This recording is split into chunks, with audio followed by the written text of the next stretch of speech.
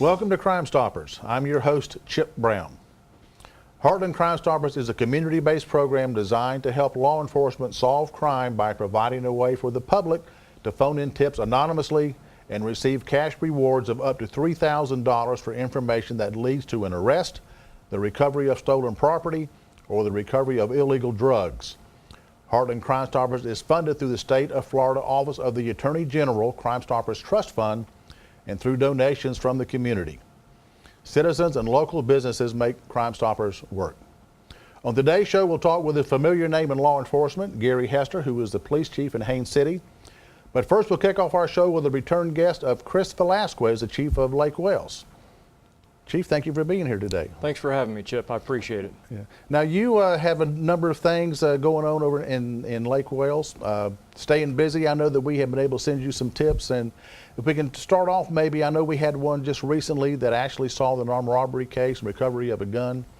And I know that when we send you a tip, you just can't go out and arrest that person because you got a tip. It still makes a lot of work for you and your staff. It certainly does. Chip, and I'd like to start just by saying how much Crime Stoppers has helped our community and helped our county solve crime. Without this resource, there's no doubt that crime would go unsolved. It gives people an opportunity, as you said earlier, to be able to anonymously report crime or just give us a tip, give us a direction. And that's what we're seeking a lot of times, is just getting the direction when we're getting off the ground with an investigation.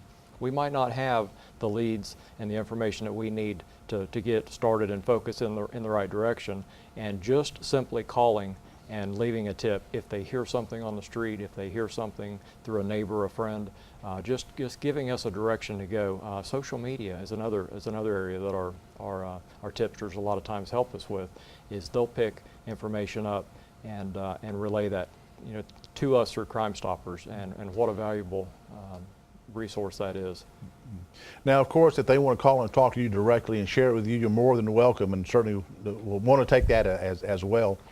But there are some people that don't want to talk to the police officers. They're afraid of maybe retaliation, or maybe something to find them out, or maybe having their name listed in the report.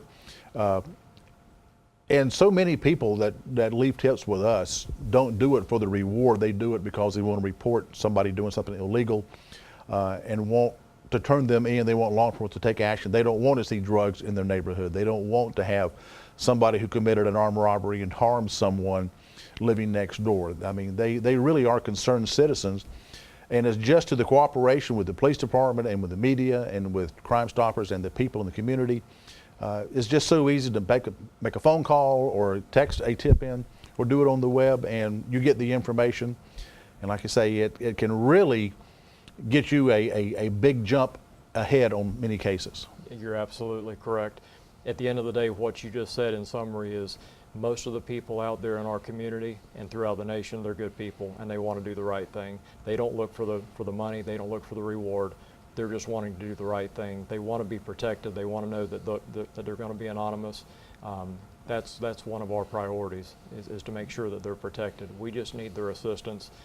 Without the community's help and without eyes and ears out there, it makes it really hard to do our job. So we're very, very thankful for Crime Stoppers, and we're very thankful for a very interactive and caring community that wants to do the right thing.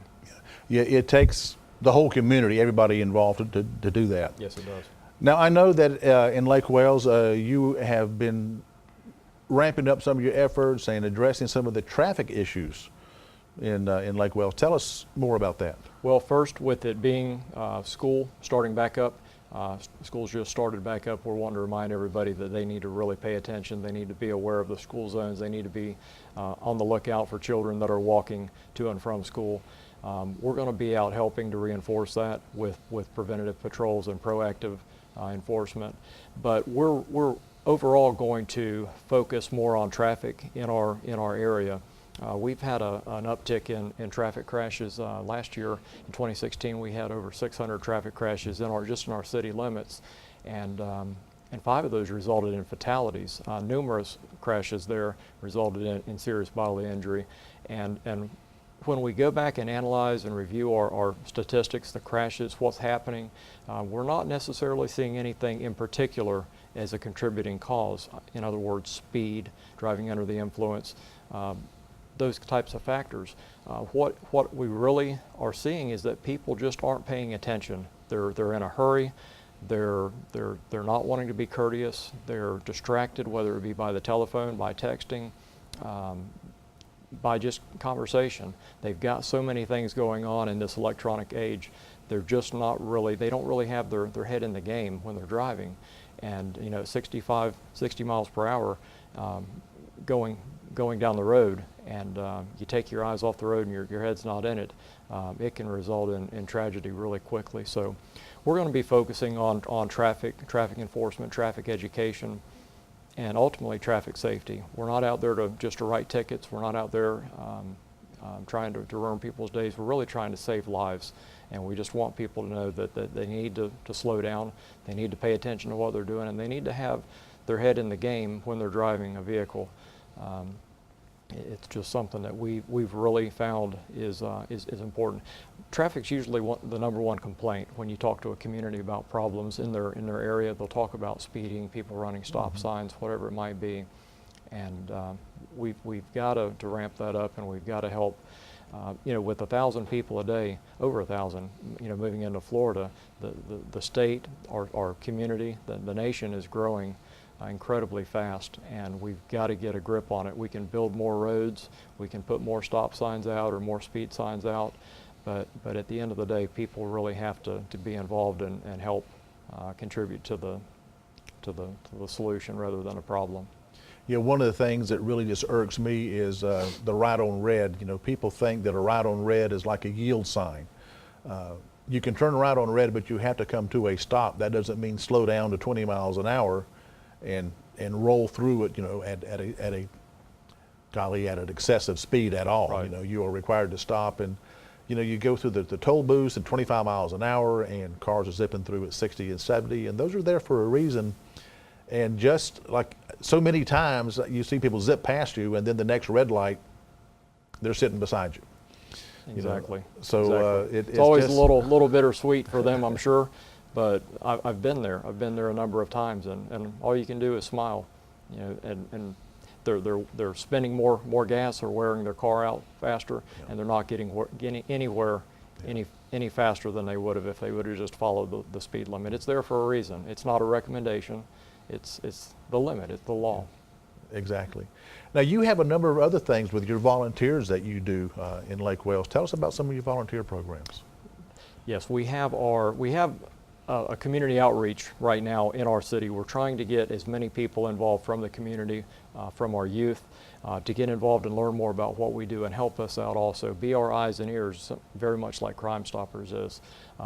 First, we have, focusing on our youth, we have our public safety cadet program, and that's geared toward youth, school-aged youth, 16 to 21. And what we do there is we're looking to find youth and younger folks who are wanting to get into the career. We're wanting to help guide them, similar to an Explore program. And what we do is we have advisors within the police department that are sworn officers, and they help train and work with the youth. They have classroom training, they have outdoor interactive training, and at the end of the program, once they've graduated and they've been through the basic training, radio procedures, traffic enforcement, so on and so forth, then they're able to actually go out and ride with police officers in the field and really experience what they deal with on a day-to-day basis. Our cadet program has been very successful so far. We've actually been able to recruit a couple of those and have a couple in the police academy right now. So some people may say, it's just not for me, but I've learned a lot. And others may say, this is what I want to do. This is exactly what I thought it was about, and it's what I want to do. So when that happens, it's mission accomplished for us. We want to get out, and we want to also be able to reach out and just bridge that gap with the community and with the youth. So those cadets are also able to talk to other youth in the schools and share, why we do things, what we do, and really help solve some of that information gap, I think. Another area that we're working on is with the adults is our volunteer program, our voice program, and that's volunteer observers impacting community effort. Our voice members come in and they're basically community service officers. They volunteer, they come in, and we, after screening, we put them through a basic academy where they learn report writing, patrol techniques, CPR, first aid, radio techniques, procedures, traffic control procedures, and focus on the basics there. And once they have passed that and graduated, then they're able to go out with a training officer and actually start patrolling. In the end, they are able to branch out on their own, come in whenever they'd like, they sign in, they get a radio, they get a vehicle, check a vehicle out, and they go out and they patrol. We give them areas to focus on. If we're having an uptick in a certain type of a crime, we'll have them focus on that area and show visibility. They're eyes and ears only. They're not out to get involved or to take any kind of action. They can't write tickets. They don't.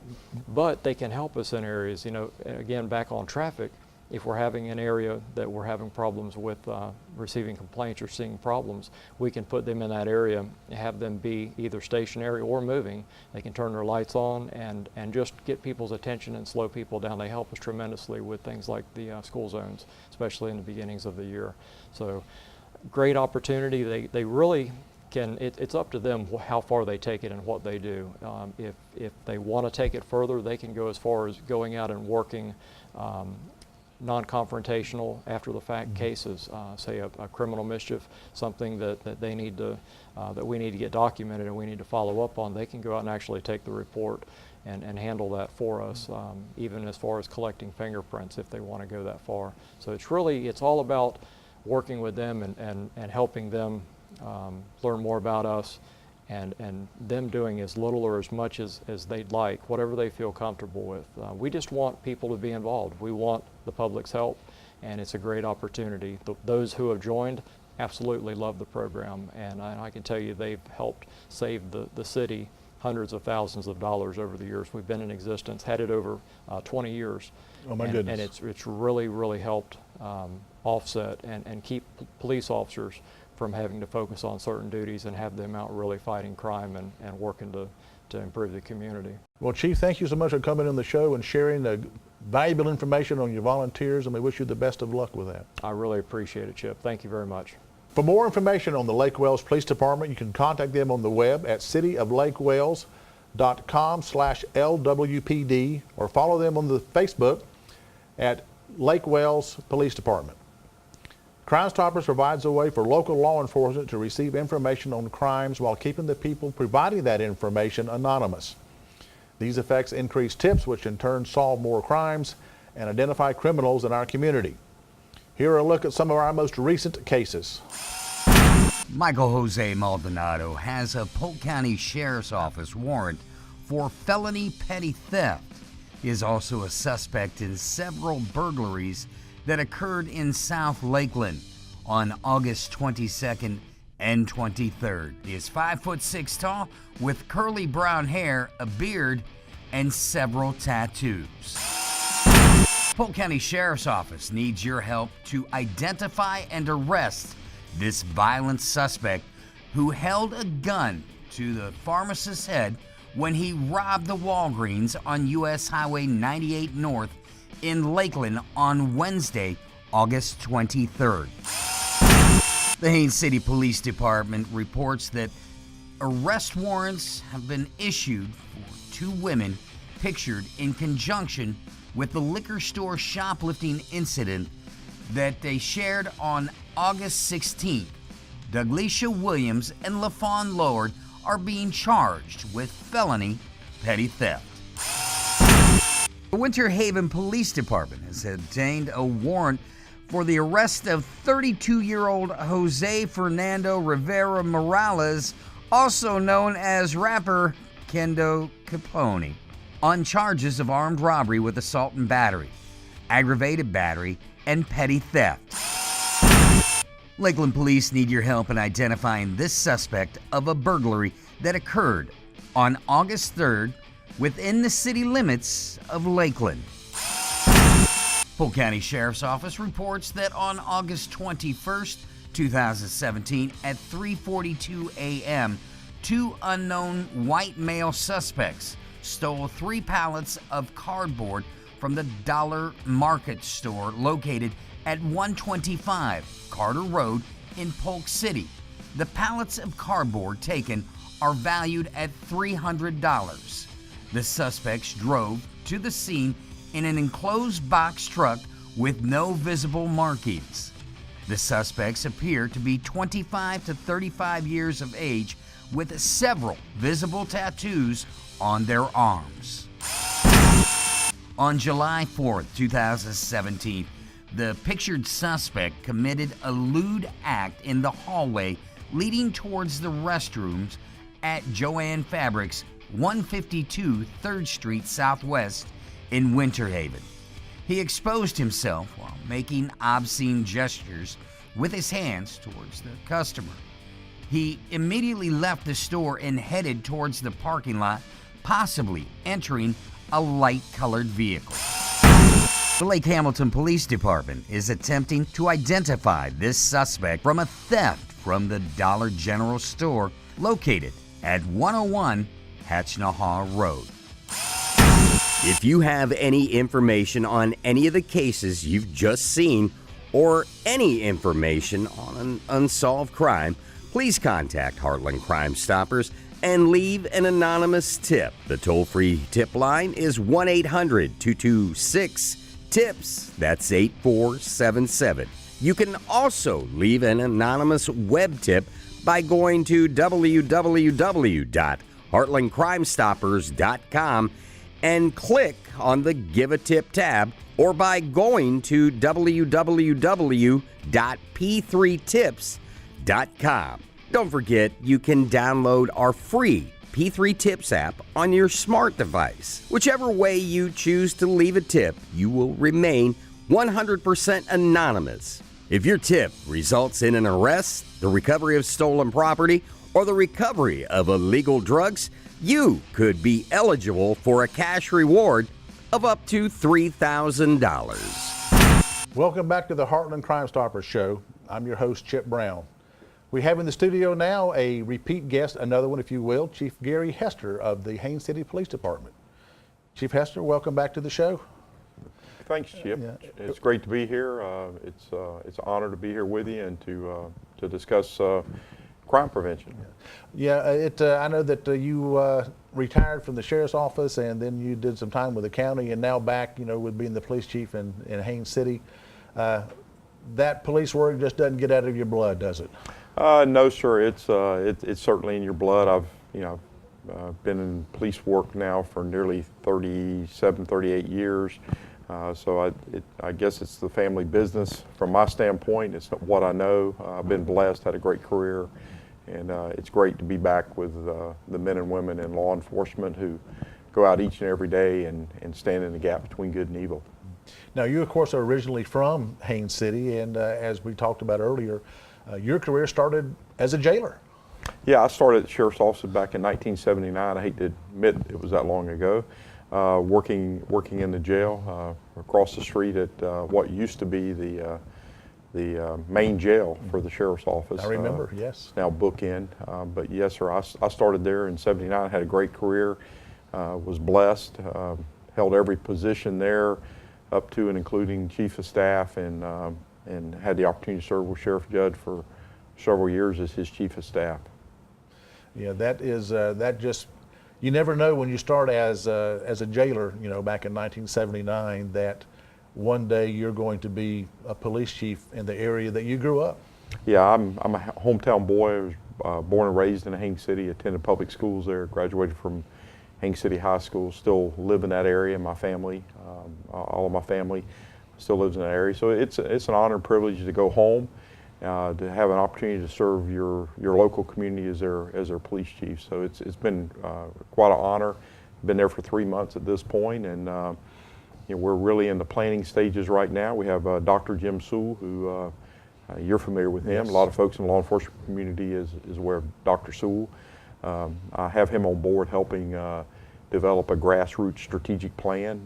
We started last week. Have about 14, 15 external stakeholders, business leaders, community leaders, ministers, student body president at Polk State College, who happens to be a resident of Haines City, serving as external stakeholders. We have about 15 or 16 internal stakeholders. So we hope in the next 30 days to have a really good, solid strategic plan in place that'll help direct our progress over the next 3 to 5 years. And it's so important to have that support, not only from your agency and your people, but from outside to give some guidance into what they're looking for. And you have to have that strategic plan to know where you're going, what you want to do. Otherwise, you're just sometimes just whichever the wind blows, you just have to react to it. And it really helps, I think, to set the rudder for an agency. Yeah, absolutely. You know, especially in law enforcement and in today's environment, things are changing rapidly. You know, law enforcement, fortunately or unfortunately, are on the cutting edge or bleeding edge many times of social change. And so there's a lot of things that happens quick. And if you find yourself in a defensive mode that you're just responding to what's occurring in the environment and you're really not planning on where you really need to be, you can lose your way. So this strategic plan really is, I mean, it's not cast in concrete, but it gives you a roadmap, a guide, and to kind of allude to what you were saying there, you know, in the words of the great philosopher Yogi Berra, you know, if you don't know where you're going, any road will get you there. So it's important it's important to know where you're headed as an organization, as a community, to fully address their needs and to provide the level of service that, you know, our citizens certainly deserve. Now, of course, this is, like you said, something that's not, it's cast in stone, but it's not that it can't be changed. This is where you want to go right now, and like you say, as society changes, as population changes, as whatever the influences in the community, and I'm sure you have an ongoing thing, even though once this is set, you're still going to be able to review that and adapt it and change it as need. Absolutely, it's a roadmap. So if you have a traffic obstruction on the route that you're planning to take, you always have to look for alternate routes. So it's no different here, but it's to have a plan in place. It's to have a to have grassroots input. You know, this isn't my plan. I'm not coming in as the chief and saying, hey, this is where we need to go. Certainly I have a role and a responsibility to lead the organization, but I can't do it by myself. So it takes the community involvement, it takes the officers' involvement, it takes our civilian employees' involvement in the process to know what we need and how to maximize the resources we have to provide the best possible service. So we will be doing periodic updates. We'll do at least an annual update to this plan, a formal update. And the other part of this plan and strategic planning, if you really embrace it, is the accountability. You know, I'll be putting out periodic reports to the stakeholders and certainly to the elected leadership of our city, as well as city manager, on our progress and where we're headed. So it also provides an element of accountability, which is a good thing. I know so many years ago when I started, you said 79 for you, I started in 74, so I got you beat on that one. But we had kind of gotten away from the old days, if you will, walking the beat and talking to people a lot. People started staying in the cars, the air conditioning came in, people didn't sit on porches, so we kind of got away from the old way of doing things in many ways of talking and involving people. We kind of thought, well, we're the experts, let the police handle it. And now we are getting back and have been at it, you know, luckily for a number of years now, to being more open to the community and asking their opinions and asking for their help and interacting, which is what our job is. Absolutely. You know, we're co-producers of public safety. Police cannot do it by themselves. It takes the community involvement. It takes the community being engaged, and the police force today has to engage the community. It's a different world. It's a social media world. You know, a lot of conversations aren't face to face anymore. They're not even verbal. They're text, email. But yeah, we're encouraging the officers to get out of that patrol car, to get out and actually talk to folks, shake their hand, interact with them. You'll find out that the overwhelming majority of the folks in your community support you, and they desire the same thing that our police officers are working for every day: a safe community that their children can play in, that they can go about their business, conduct their business, go to work, enjoy our parks and amenities, and not be threatened by a very small criminal element that unfortunately in today's society seems to get a lot of media attention and a lot of other attention. Yeah, we've seen on social media and a lot of uproar lately about juvenile justice and how some of these juveniles, there doesn't seem to be a way to address their needs. You have both sides of the coin that sometimes are maybe too heavy-handed, but then you have these juveniles that have violent records and they're not being locked up, for lack of better terminology. Well, there's really no substitution for parenting. The government doesn't doesn't serve very well in a role as a parent, and that's part of our problem in society today. Is that a lot of the parents aren't being parents. They're trying to be friends or associates as opposed to being parents. Our juvenile justice system certainly needs some reform. I'm concerned they're headed in the wrong direction with it. We recently had a case in the first 6 months of the year here, looking at our UCR, our Uniform Crime Report. We've had an uptick in our property crimes. Fortunately, we've had a reduction in violent crime, but an uptick in property crimes, and the majority of those have been shoplifting and burglaries, both conveyance and residential. But we had one juvenile that was under supervision through the juvenile justice system that we just rearrested for committing 8 or 10 burglaries over a 4 or 5 day period after we'd arrested him for a previous burglary. He was back on the street. That's not serving the child very well. It's certainly not serving the citizens. It's not protecting them. We need a system that works, that holds these offenders accountable. And certainly, we're not trying to label a kid that goes out and makes a mistake. There's ample opportunities to divert them out of the formal criminal justice system. We have a great teen court program here in Polk County. Our state attorney, Brian Haas, and Sheriff Judd really have worked hard with the chief judge and the police chiefs to put this program in place. And that's to prevent from labeling a kid and giving a kid a second or third chance. We're not talking about that. We're talking about kids that are committing 10 and 15 crimes and still aren't being held accountable. Felonies, not felonies. Just... I'm not talking about still in the candy bar. I'm talking about committing burglaries, and that's the focus. I think in many ways our legislature has been distracted from the real core issue here with a few fringe cases that you maybe could argue that we were a little harsh, but we have a system in place. We need to use that system, but we need to certainly encourage parents to be parents. But at the same time, we don't need to allow offenders, no matter what their age is, to prey on our citizens and residents of our community. Chief Hester, thank you for coming in today. We appreciate it, and wish you a long and many happy years. Thanks, Chip. It's great to be here with you again, and we look forward to continuing our service here in our home county and hometown. Absolutely. For more information on Haines City Public Safety, you can visit them on the web at www.hainescity.com or follow them on Facebook at Haines City Police. That's going to do it for this edition of Crime Stoppers. Keep in mind, Heartland Crime Stoppers is an organization that helps law enforcement solve crime through anonymous tips and monetary rewards.